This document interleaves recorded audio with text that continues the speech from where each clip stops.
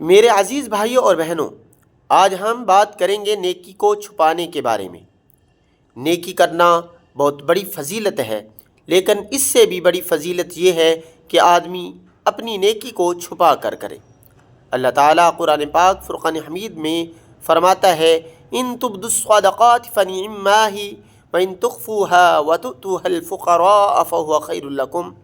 اگر تم صدقہ ظاہر کرو تو اچھا ہے، لیکن اگر چھپا کر دو تو یہ تمہارے لیے زیادہ بہتر ہے۔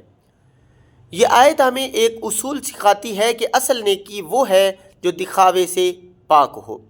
نبی کریم صلی اللہ علیہ وسلم نے فرمایا کہ قیامت کے دن وہ لوگ عرش کے سائے میں ہوں گے جنہوں نے اتنی پوشیدہ نیکی کی کہ دائیں ہاتھ نے دیا اور بائیں ہاتھ کو خبر بھی نہ ہوئی۔ آج کے دور میں لوگ چھوٹی سے چھوٹی نیکی کو بھی جب کرتے ہیں تو فوراً تصویر بنا کر سوشل میڈیا پر ڈال دیتے ہیں، لیکن یاد رکھو، لوگوں سے واہ واہ لینے والی نیکی تو دنیا میں مل گئی، لیکن اللہ کے ہاں اس کا کیا مقام رہ گیا؟ اپنی نیکیوں کو راز بنا لو۔ جو کام اللہ تعالیٰ کی رضا کے لیے کرو گے وہی کل قیامت کے دن تمہاری سب سے بڑی دولت بنے گا۔